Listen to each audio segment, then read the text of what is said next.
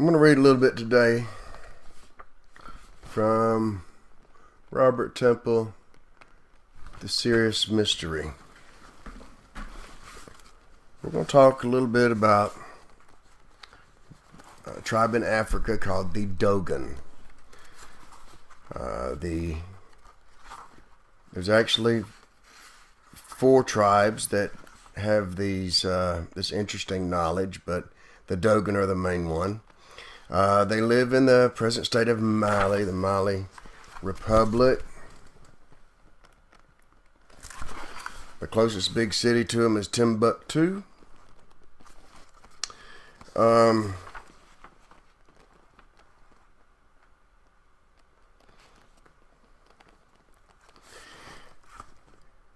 initial knowledge that the Dogon tribe had, the high priests in this tribe had, came to light through an anthropological journal by the French anthropologist Marcel Griaule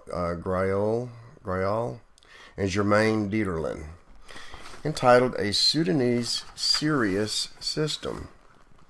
The article was originally in French. And in this book, there's the full English edition, translation in the back. But looking at this, Robert was pretty astonished. Here was an anthropological report of 4 tribes, the Dogon and 3 related ones, who held at their most secret religious tradition a body of knowledge concerning the system of the star Sirius, including specific information about that star system which it should be impossible for any primitive tribe to know. The knowledge that these Dogon priests have has been passed down from generation to generation, thousands of years. The Dogon consider that the most important star in the sky is Sirius B, which cannot be seen. They admit that it is invisible. How then do they know it exists? Griaule and Dieterlen say that the problem of knowing how, with no instruments at their disposal, men could know the movements and certain characteristics of virtually invisible stars has not been settled nor even posed. But even saying this, Griaule and Dieterlen imply that Sirius B is only virtually invisible, whereas we know that it is totally invisible, except through a powerful telescope. What then is the answer? Now first, I want to give you a background too on white dwarf. Sirius B is a white dwarf. We've only recently found Sirius B. The interesting thing about their knowledge is the fact that we've only recently found Sirius B. It says, about the middle of the last century, an astronomer was looking rather hard at Sirius over a period of time and got annoyed because it wasn't sitting still. It was wobbling. He had a difficult time figuring this out, but he finally concluded that an extremely heavy and massive star going around Sirius could make it wobble that way. The only trouble was there wasn't any large star going around Sirius. Instead, there turned out to be a tiny little thing going around it every 50 years. And so Sirius came to be called Sirius A, and the little thing became Sirius B. They now know that it's a white dwarf. White dwarfs are strange because although they are feeble, they are strong. They do not give out much light, but they are fantastically powerful gravitationally. On a white dwarf, we would not even be a fraction of an inch high. We would be flat, pulled in by the gravity. A cubic foot of matter on Sirius B would weigh 2,000 tons. A matchbox full of matter from the star would weigh 1.25 tons. But a matchbox full taken from the star's core would weigh approximately 50 tons. It's one matchbox, 50 tons, taken from the core of that star. The star is 65,000 times denser than water, whereas our own sun has a density about equal to that of water. The big star, so they thought, that was necessary to make Sirius A wobble, turned out to be a little thing, but it still had to be as massive and as heavy as an ordinary star of much more enormous size. It is, in short, a star so dense and closely packed that it is not even made out of regular matter. It is made out of what is called degenerate matter, or superdense matter, where the atoms are pressed together and the electrons squashed. This matter is so heavy that it cannot be thought of in any familiar form. There is nothing in our solar system, to our knowledge, comparable to this stuff. Now, the Dogon also say that there was a Sirius C in this system, along with a planet around it, and we'll get to that in a minute. And in the past, some astronomers have claimed that there was a Sirius C, and they claim to have seen it in 1920 and 26, 28, and 29. But in 1995, Benst and Dudent confirmed the existence of the third star, Sirius C. Now,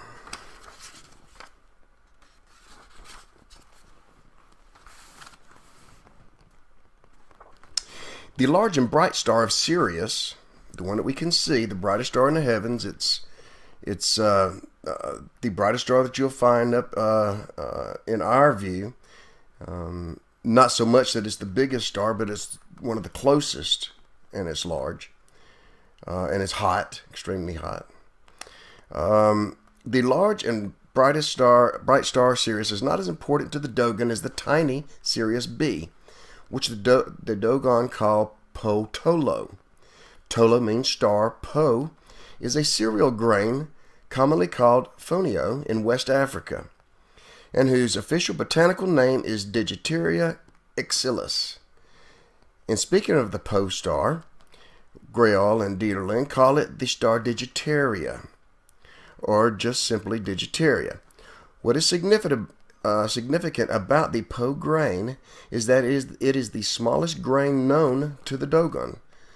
Being extremely minute and unknown as food in Europe or America, to the Dogon, this tiny grain represents the tiny star, and that is why the star is called Po, after the grain. In the article, we read, Sirius, however, is not the basis of the system. It is one of the foci of the orbit of a tiny star called Digitaria Po Tolo, which hogs the attention of all the male initiates. This now is an unsettling statement. The casual reader may not notice just how unusual it is for an African tribe to put it quite this way. But the orbit of Digitaria, which the Dogon describe elsewhere as egg-shaped or an elliptical orbit, so they know that it was an elliptical orbit, as well as describing it as having, along with the main star Sirius, as being one of the foci of its orbit. What the Dogon were saying, and which they are also made quite clear graphically in their drawings, is that the orbit of Sirius B around Sirius A is of a kind which obeys one of Kepler's laws of planetary motion, extended to other orbiting bodies. Johannes Kepler, in 1571 to 1630, first proposed that heavenly bodies do not move in perfect circular paths. He hit upon the brilliant insight that the planets in their motions around the sun were moving in elliptically shaped orbits, with the sun at one of the two foci of each ellipse. The planet has one foci and the sun is the other. So it's not like the sun in the exact center with the planets just around it. The orbit has two foci. But how did the Dogon know about this and know about theories of elliptical orbits having two foci and not just one, or them not just being a circular orbit? This is amazing. So how did they even get the idea in the first place that elliptical orbits existed rather than circular, much less Apply this idea to some invisible star way out in space. And also to get it right by saying that Sirius A was at one of the foci rather than just somewhere in the ellipse and not in the center. Now, the Dogon know that the actual period of orbit of this invisible star, which is 50 years, referring to the sacred Sigui ceremony of the tribe. Dieterlin and Grial tell us that the period of the orbit is counted double, that is 100 years, because these Siguis are convened in pairs or twins, so as to insist on the principle of twinness. The Dogon also say that Sirius B rotates on its axis, demonstrating that they know a star can do such a thing. In reality, all stars really do rotate on their axes, but how did they know this? Their knowledge of space and solar systems and Milky Way, it boggles the mind. They know that planets go around the sun. So they're aware of that the Earth was a sphere. It wasn't too long ago in Europe. It was a flat Earth society. People thought you'd run off the side of the globe if you went too far. But these Dogon, they knew something. Let's see.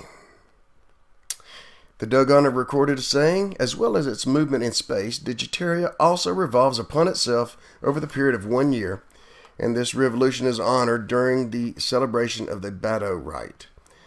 The Dogon believe that the day of the Bato is when a beam of rays carrying important signals strikes the Earth from Sirius B.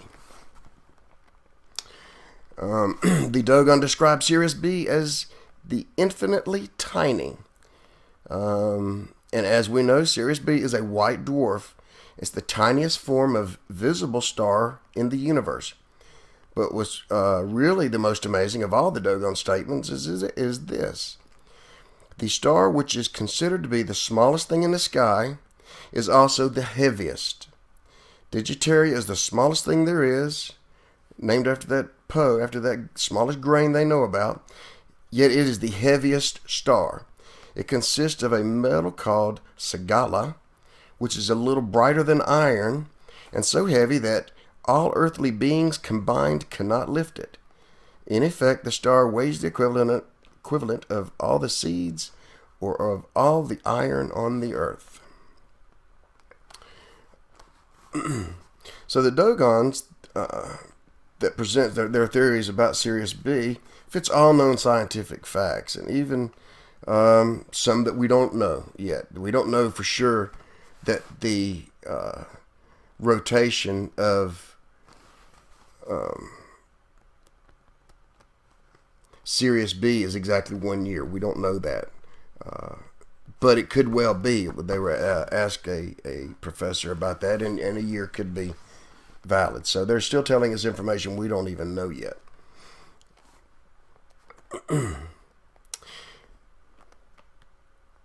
So all of this forms the most sacred and most secret tradition known to the Dogon, the basis of their religion and of their lives. Connected with all this are statements that they make about the existence of a third star in the Sirius system, which they call Emiya, sorghum or female. The star, the Emiya star, which in comparing it to Digitaria, they say it is 4 times as light in the weight and travels along a greater trajectory in the same direction and in the same time as it, 50 years. The last star has a satellite, that they say. Sirius C has a satellite, and we don't know that for sure in science yet, but they say it does. Indicating that they also know that bodies other than stars are satellites of stars. Of the Emiya itself, they say it is the son of women, a little sun. In fact, it's accompanied by a satellite which is called the Star of Women, as the guide of Emiya. It is the third star, Emiya, or the Son of Women, which is the Sirius C, which was confirmed in 95 by astronomers. Now, this just blows me away. How in the world could they know this invisible star existed? How did they know it was an elliptical orbit and not circular? How did they know it was a 50-year orbit? And how did they know that there was a third star in the system that we've only just found in '95? And then Grial and Deedlein did more work with the Dogon. Now the Dogon priest, like these pictures, let's see. Here is the Dogon priest that relayed this information to Grial and Deedlein.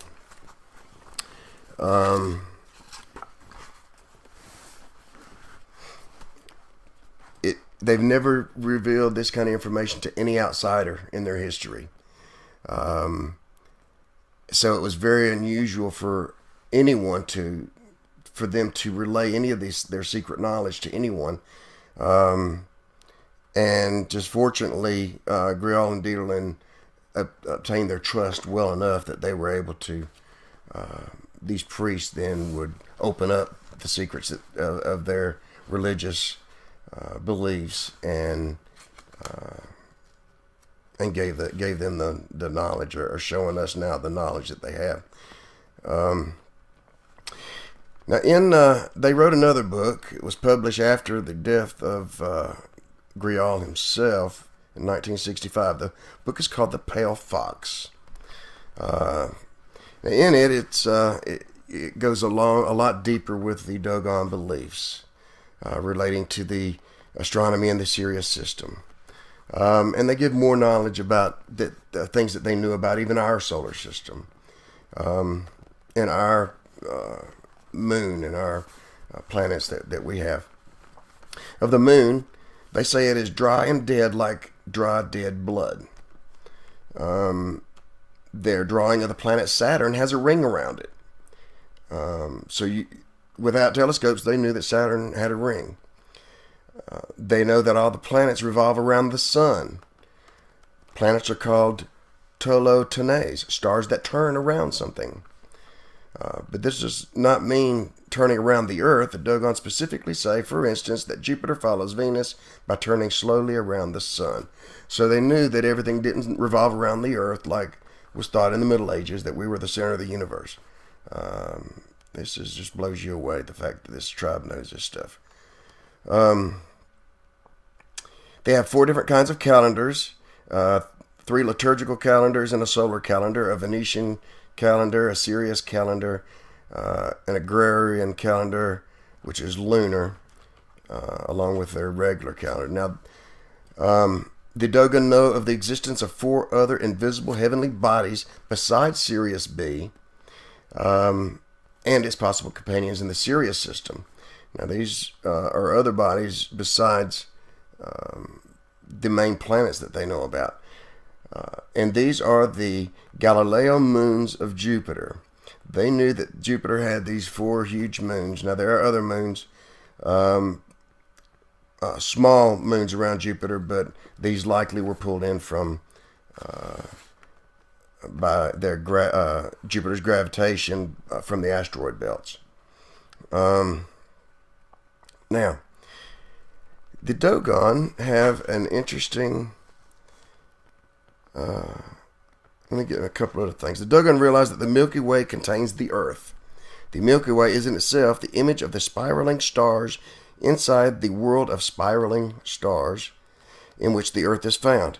In this world of stars, the axa, or Amos fork, around which they move, links the polar star, and so on. The Milky Way is described as the more distant stars, that is, than the planets. So they differentiate between the more distant stars than the planets. They know the difference. Let's see. Now, the Dogon seems to know a bit about the body and circulation and whatnot as well. They say that the food you eat, the beverage you drink, the ama changes into red blood. White blood is a bad thing. They also say that the essence of nourishment passes into the blood. They know that the blood passes into the internal organs, starting with the heart. The Dogon seem to understand the role of oxygen, or at least air, in entering into the bloodstream. For they equate air with the Word, and that's what they call it, which they say enters the bloodstream, bringing nourishment of the interior by the impulse raised by the heart. The integration of the Word or air into the body also has to do with food nourishing the blood. All the organs of respiration and digestion are associated with this integration. And interestingly, Scott brought about that their word for the Word or air is very similar to the word the Bible uses in Genesis, ruach, when God breathed a part of himself into Adam, the ruach, this breath of life. So it's very, very similar word.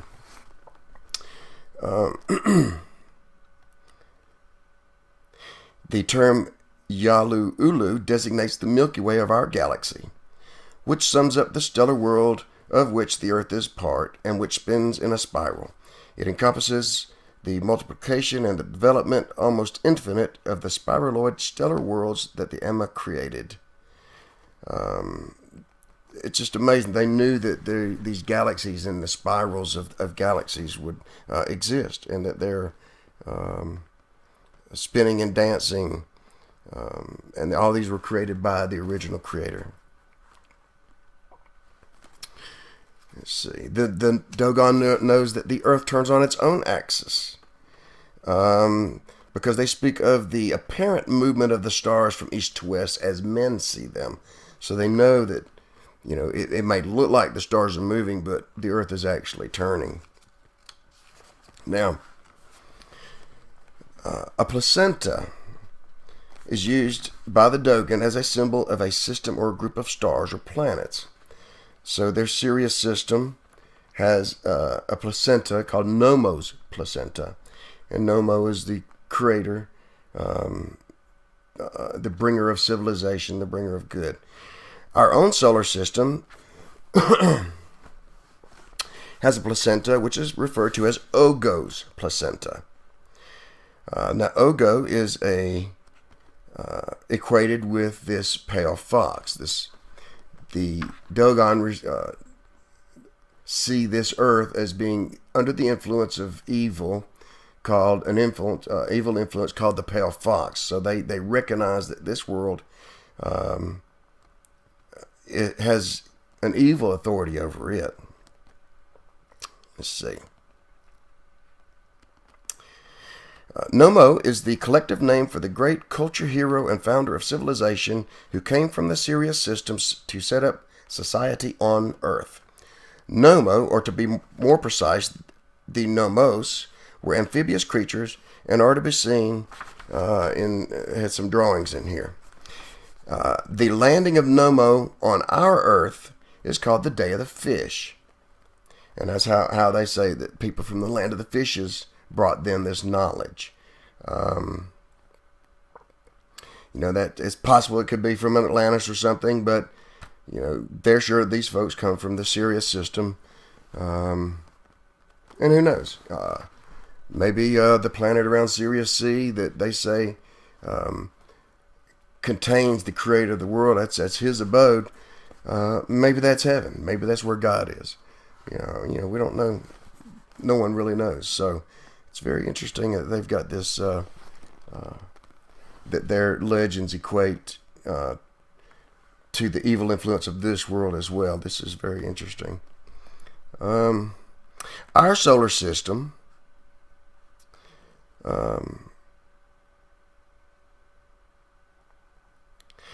is called the placenta of Ogo, an impure Earth. The fox, who is impure. Our own planet Earth is significantly the place where Ogo's umbilical cord was attached to his placenta, and recalls his first descent. In other words, the Earth is where Ogo plugged in, as it were, to this system of planets. He descended. He failed. This is what Ogo, the fox, seemed to represent. He says as man himself. I'm saying the evil influences in man. An imperfect, intelligent species who descended or originated on this planet, which is the planet in our solar system to which the great umbilical cord is attached. Ogo is a representative of ourselves, and I'll say the evil in ourselves, the fallen nature that Adam and his descendants have, are born into. In all our cosmic impurity, and it may come to the shock that we are Ogo, and we have those evil tendencies in our life, the old nature that's always fighting in us. The Ogo, the imperfect, the meddler, the outcast. Ogo rebelled at his creation and remained unfinished. He is the equivalent of Lucifer in our own tradition in the Christian world. And in order to atone for our impurity, it is said over and over by the Dogon that the Nomo, the creator that lives in Sirius, that has the perfect earth, that the Nomo dies and is resurrected, acting as a sacrifice for us to purify and cleanse the earth. The parallels with Christ are extraordinary, even extending to Nomo being crucified on a tree and forming a Eucharistic meal for humanity and then being resurrected. We are told that the Nomo will come again. A certain star will appear in the sky once more, and we will be the testament to the Nomo's resurrection. When the Nomo originally landed on earth, he crushed the fox. And that's what Christ did when he went to the cross. He crushed the power of Satan, thus making the future domination over the earth, which the fox had made. This church now has authority. We have authority to cast out demons, to repel evil, resist the devil, and he must flee. He has no more power. We just give him power. So Christ is seen as the Nomo, and he did crush that fox at Calvary. We remain, however, right now, until the Nomo comes back, until Christ comes back, we remain as a curious mixture of the brute and the civilized, struggling against the Ogo within us. And they go on about the knowledge. Now, interestingly, I don't necessarily agree with the conclusions in his book, The Sirius Mystery. It's an awesome book, a lot of research. He goes further to pull in the Egyptian and Greek mythology, the Jason and the Argonauts, his 50 oarsmen, all of these related to Sirius, related to the orbit, 50-year orbit around Sirius by the 50 oarsmen. All these are directly related, and if we get into the Gospel and the Stars, there's even a deeper connection there. So we got a lot here to go over, and I'm not going to get into the 50s today because last one I did was pretty long, and I tended to drag the end of it out. So we'll cut this one short today, but I wanted to give you some basic knowledge on the Dogon. Now, this is where the Dogon live.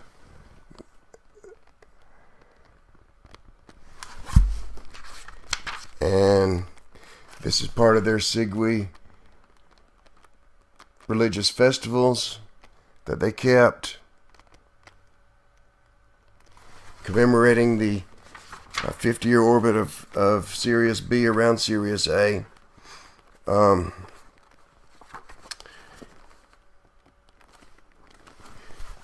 Here's a little picture of Sirius. You have Sirius in the center. You have coming out from both sides, actually reflections or duplication of Sirius going out to the side. But the one dot to the bottom right here, that's Sirius B that's going around Sirius that causes it to wobble. You have to have a very powerful telescope to see it. Here's the pale fox, what they call the pale fox, the ruler of this world, type of Lucifer, type of Satan. He ain't Lucifer no more. But this just blows you away, and how how in the world did they retain this knowledge? Now, the myths and the Greek myths and the Egyptian myths turned into these stories of fairy tales of gods and goddesses, but somehow the Dogon retained the pure knowledge of this information. It is now known that they migrated from that area in Libya and brought probably with them the knowledge that went to the Egyptian and Greek mythologies that changed into that. But they brought a pure knowledge, a knowledge of knowing something about this universe that we have just now been able to begin to learn and to recognize that this, Sirius B and Sirius C, even just more recently, existed. So that the interesting thing about that is the fact that the knowledge was preserved by these Dogon, and they say that it was given to them by the creator of the world. Now, it's very possible it was. We don't know who God came and talked to and taught in the ages past. There are many pre-incarnations of Christ on this earth. He could have came and taught these. You have, which we'll get into in another book, the Viracochas, Quetzalcoatl, the great white bearded men that came to the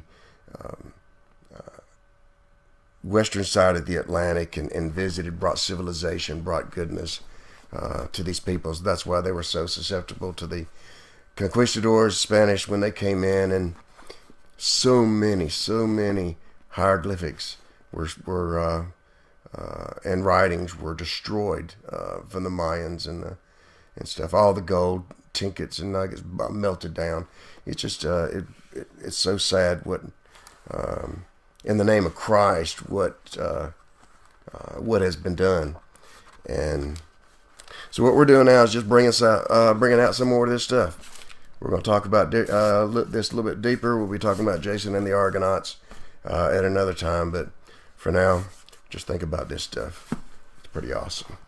Y'all have a wonderful day. We'll talk again. Faith on and rock on.